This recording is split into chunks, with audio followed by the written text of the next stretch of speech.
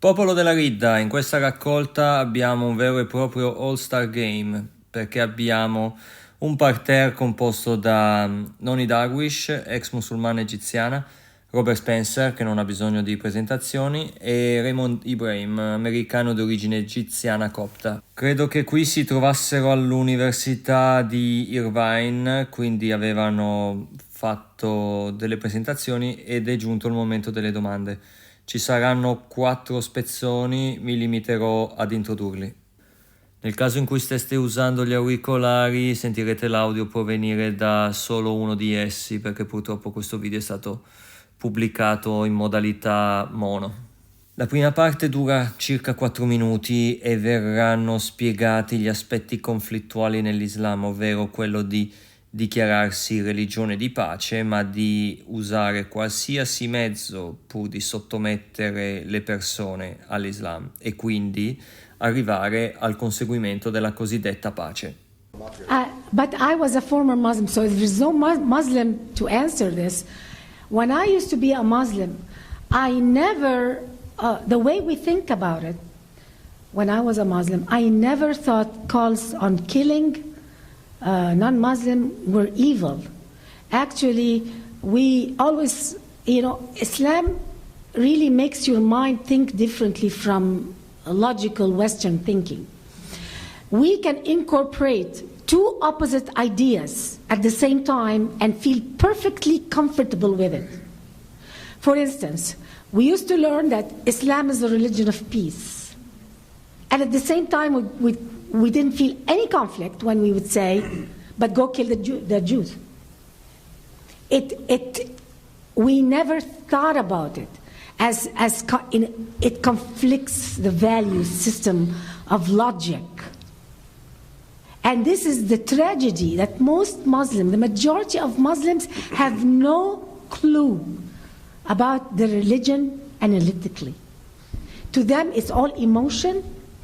It's my father's religion. It's the only religion I can believe in, and it has to be right. We were told the Quran, word by word, was from God directly, and the way they recite it is so rhythmic and so emotional that really it feels very chilling. I mean, until today, if you hear the men recite it, he could be saying in the recitation, kill the infidels, but it sounds so holy. So holiness and killing are not something, when you're a Muslim, they don't conflict with one another. It has become such a sick ideology that Muslims must wake up and examine the religion, really examine the religion. But until today, they don't have the courage to do that. After the revolution in Egypt, I didn't see one person in Tahrir Square carrying a sign that says separation of mosque and state, even though that they know very well that if they apply Sharia, they will never have a democracy.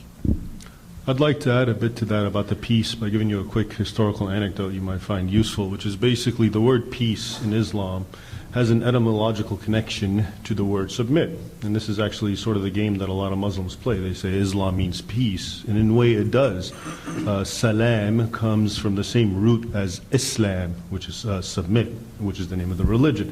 And it's a kind of a historical thing that Muhammad, according to Islamic tradition, used to send letters to the early Christian kings, for instance, in Egypt and in Constantinople. And he would say, Aslam Taslam. And basically what that means is submit, have peace. And so there's a corollary between submitting, which of course brings about a lot of violence and bloodshed and killing, and then that leads to peace. And so that's why, going back to your question, how is this religion of peace if you're out to kill people?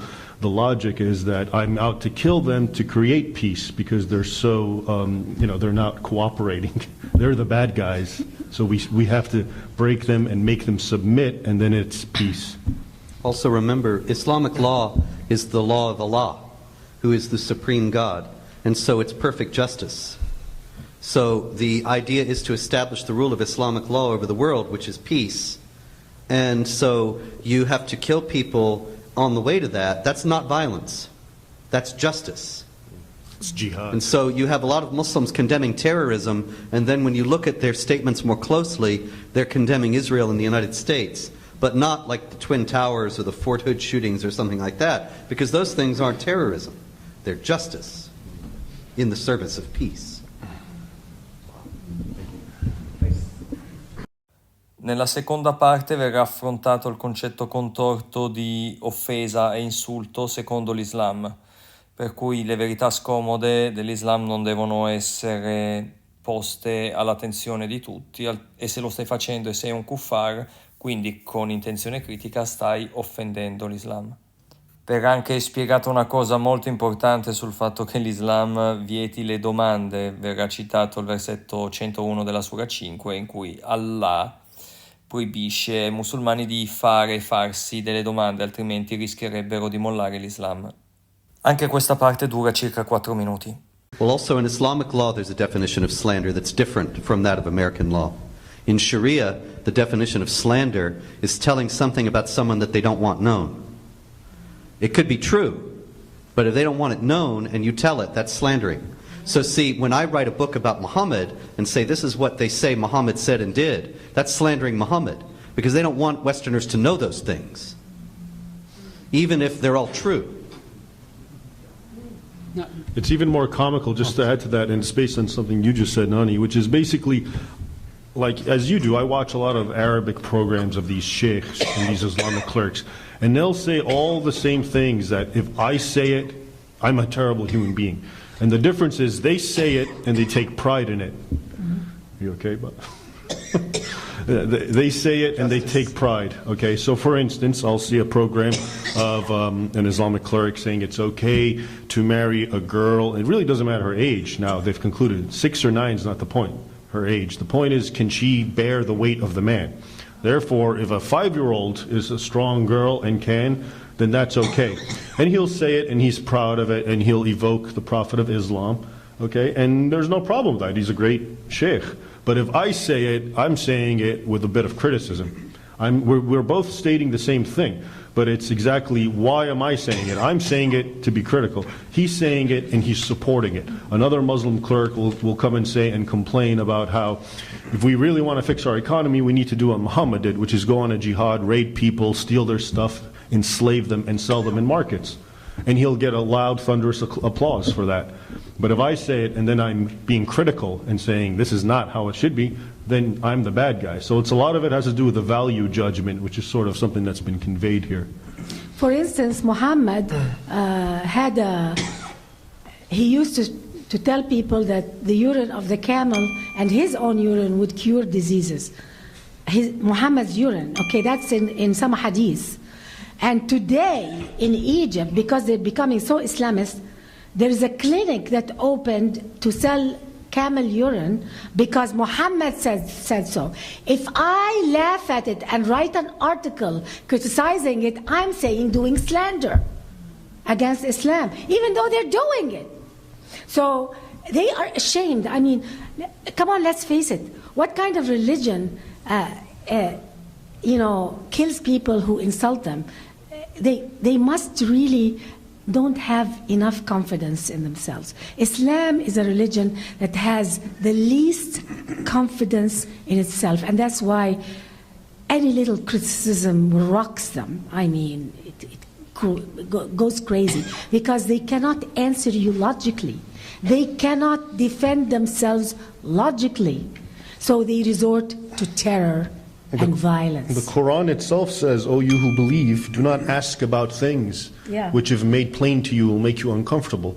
And so even among Muslims, they say, and they quote the Quran, don't ask too many questions. Don't ask any questions. Believe in it as it is. And that's why when Muslims live in the Middle East, nobody criticizes Islam because it's a crime. But we come to America here, and suddenly Americans are asking us questions, very innocent questions, and we're just like, oh my God, how dare they ask us this question? We've never been asked this question in the Muslim world. You must hate Islam. You must be hating Islam. You're supposed to accept what we tell you as is. And that's why I left the religion. Nella terza parte si parlerà dell'odio dell'Islam verso gli ebrei e della situazione in Israele. Questa parte dura 4 minuti e vengono messe alla luce diverse cose molto importanti e necessarie da conoscere. Tenete anche conto che qui ci troviamo verso la fine del 2012. Part is if Israel would ever be insane enough to get the Jewish people off the West Bank and arrange for a two-state solution and a Palestinian state would open up, what would you expect to happen? A continuation of the jihad. They will still kill Jews. Look what happened with Gaza. Everybody told us, remember, 2005, 2006, Israel will get out of Gaza and a new era of peace will dawn. And the Palestinians will find something else to do besides kill Jews. And Mortimer Zuckerman, the publisher of the New York Daily News, raised $14 million among American Jews to buy the greenhouses that the Israelis had built in Gaza, to give them to the Palestinians so that they would have gainful employ and could turn away from the jihad and live ordinary lives. And immediately after they were gone, the greenhouses were destroyed and were converted into weapons smuggling tunnels. And that's what would happen with a Palestinian state. It would just become another jihad base like Gaza. Anti-Semitism and hatred of Jews is intrinsic in Islam. It's an existential threat to Islam. The reason Muslims hate Jews is not because of the 1948 war. The reason Muslims hate Jews is because it goes back to the 7th century. There are commandments to kill the Jews wherever you find them. On his deathbed, when Muhammad died, he said, kill the Jews wherever you find them, to his followers, because the Jews were the only people who refused to convert to Islam with the sword. They gave their necks to be killed, to be beheaded.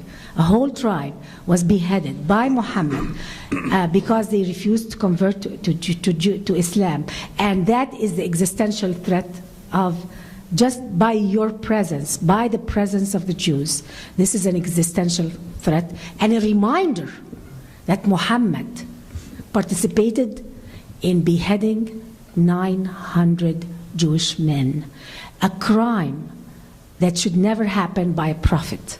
And that is why after Muhammad did that, he came up with verses in the Quran that told Muslims who were feeling bad about it that don't worry that you didn't kill the Jews with your hand. It was Allah's hand that killed the Jews.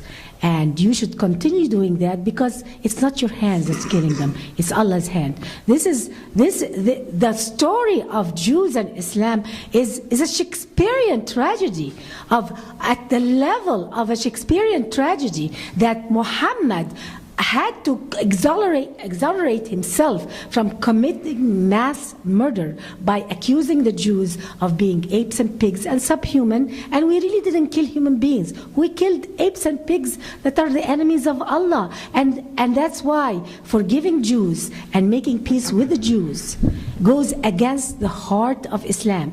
It means that Muhammad actually participated in the killing of people. But how can it ever be resolved? How can the problem by Islam collapsing? When Islam collapses, and it is, by the way, Islam is collapsing. All the civil wars we're seeing in the Muslim world now is they are being eaten up. Islam is rotting from the core. My fear is that while Islam is collapsing, because Islam is built on a house of cards, it's built on sand. It's any discussion, Islam collapses. There is nobody who can defend Islam. Not the biggest sheikh can defend Islam. Islam is collapsing. My only fear is that when it's collapsing, it can bring down Western civilization with it. And that's what we should not allow. Ladies and gentlemen, we're running out of time, please. Questa è la quarta e ultima parte, la più breve, dura circa 2 minuti e mezzo e troviamo un Dhimmi che fa una domanda del cazzo a cui viene comunque risposto nel migliore dei modi. Speriamo che abbia imparato qualcosa. Ci tengo ad avvisare gli hooligans del dogmateismo in ascolto che Nonie Darwish dirà una cosa che vi farà cadere dalla sedia, ecco, vedete voi, io vi consiglio di saltare questa parte perché probabilmente non capireste una fava di quello che le intendeva dire. Quick answers as what well. would be your advice to other religions and movements that want to seek to impose their fascist values upon the people of the earth, the people of the earth, like conservative fundamentalist Christianity? Just today in Uganda, lifetime imprisonment for being gay. In Russia, in some parts of Russia, there are laws against freedom of speech. You can say negative things about gay people, but you can't say any positive things. And I mean, I'm just saying that. I mean, I truly thank Ms. Darwish for her work with women, and I really do believe that Islam is a threat to freedom of speech. But what about other movements? Well, tyranny is tyranny. It can take many forms. It can take the form of Islam. It can take the form of fascism, communism. It can take many forms. So it's not just Islam. If there was no Islam, we were going to create Islam, because we, as human beings, we want control. Islam loves control. Communism loves control. So all these sorts of ideologies love control and love hate and love turning us into toys to play with us and kill us. So we as humans are not all good, and it's only really through Judeo-Christian culture is the only ideology, in my opinion, that really suppresses the evil side of us that we are born with and brings out the best in us. And just to kind of go off on that, just to give you an idea of some context, because it seems like you're trying to compare different totalitarianisms, which is a fair question, but as we speak in Nigeria right now, hundreds of churches are being bombed. Same thing in Egypt, same thing in Syria, same thing in Pakistan, same thing in Indonesia, same thing in Sudan. Now let me ask you something. All of these countries I named, and in Iran, none of them have anything in common with each other insofar as language, ethnicity, nationality, or culture. Nigerians are Nigerians, they speak Nigerian. Arabs, Egypt or elsewhere, speak Arabic. Iran is Farsi. Pakistan, they're speaking Urdu. They don't look the same, they don't have the same language. What is the one common denominator with all of these people? It's Islam. Religion. Now, is there anything from one end of the world, of the Islamic world, to the other, from Indonesia, Far East Asia, all the way to Morocco, and all this destruction's going on? So I can't imagine any other totalitarian ideology that is having the same amount of devastation on people.